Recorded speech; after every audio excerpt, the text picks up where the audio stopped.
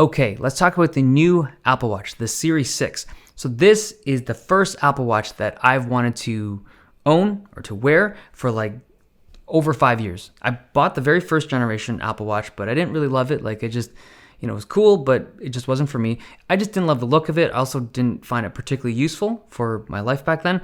But there's two things that have popped up that made me interested in the Series 6. Number one, the blood oxygen sensor. So the ability to measure the O2 saturation in your blood. It's something that I'm familiar with in my regular work, and it's just, we'll get into it, but that was something I was interested in. But number two, and this is a more personal reason, I am 39.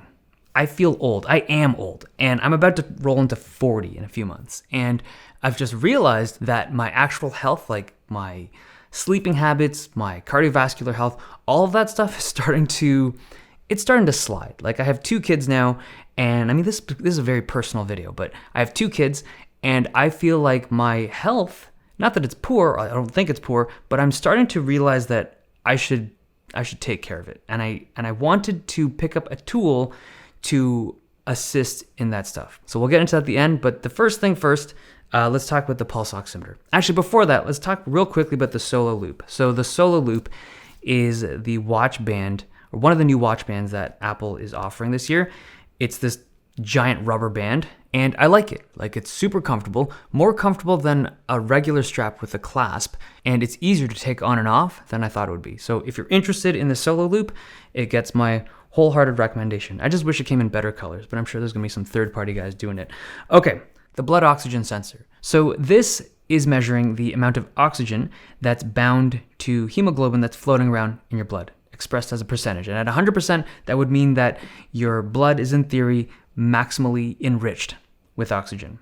Now, this measurement, O2 saturation, is not like a casual measurement. It's normally used to monitor things. It's not just like, what's the temperature today? Check. It's not normally for that. It's normally used to measure certain conditions or to monitor certain conditions. And especially with the current pandemic, because COVID is a pulmonary disease, like it affects your lungs, this can be a very useful tool. But in my opinion, this is not reliable or accurate enough in the current, in the way that it's used.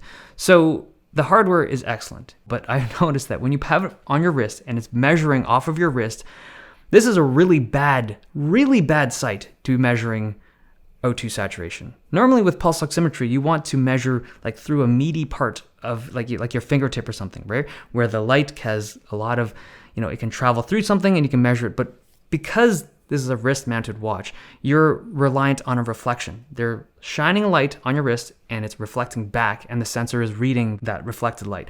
And it is very difficult for hardware to do that reliably and or accurately.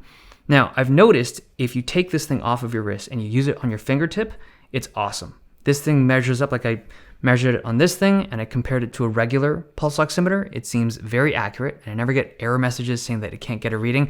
But the thing is, this device is often mounted on your wrist. That's how the vast majority of users will be measuring their O2 saturation. And it's just, number one, not a great site. And number two, this is the big thing, it's almost useless information. If it's not accurate, then the number is meaningless. It's like a temperature, right? Imagine you had a thermometer that's like plus or minus 7, right? It's like, how useful is that information? Do you have a fever? Maybe not. How do you know? You measure it 10 times. It's like, how, right? There's a weird thing. I'm glad that this tech exists, but there's no instructions on Apple's site as to take it off and use your finger. It's weird that this tech is in there, given the inaccuracies that the wrist-mounted measurement seems to have. But I'll be completely honest. I think it's really cool that it's in there. I think it's awesome. I just feel like the messaging around it could be different. Okay, let's move off this nerdy, sweaty O2 sat stuff, because that is, the reason why I went so deep on it is because that is the primary feature that is different this year between the Series 6 and the Series 5. It's how they're marketing, and it is the primary feature. So that's why I went a little ham on that thing. Okay, let's talk about, just real briefly, my interest in this device as a fitness tracker. So Apple has an upcoming service. It's called Apple Fitness Plus. It's a paid service that's supposed to be coming out at the end of the year, and it's used in conjunction with the Apple Watch, where it can monitor your heart rate and give you feedback to your actual workouts. It's an interesting idea, and I want to give that thing a solid run, but it's not out yet. So I'm just using the Apple Watch as a basic fitness tracker. Thing is, I have forgotten how good the Apple Watch is at the whole gamification of fitness and just keeping track of things. Not that it's super fun, but it's more enjoyable to have metrics and to have goals that you can chase instead of not having any of that stuff. The other thing I've noticed is, well, sleep. So this has a decent sleep tracker. I've never actually used one before. So I'm someone who sleeps around 4, maybe 5 hours a night, and it's not great. Like I've always been told, like everyone always tells me you gotta sleep more. But not only do I now have like empirical evidence that I'm sleeping poorly, but there's a good number of tools and apps to help me make changes in my personal life for health. So I feel like if you're someone who's interested in stuff like this, just stay tuned. In a few months, I'll be doing a follow-up for sure, like just the process of what this was like for fitness interests. But for people that are interested in this device for pulse oximetry or measuring of blood O2 saturation,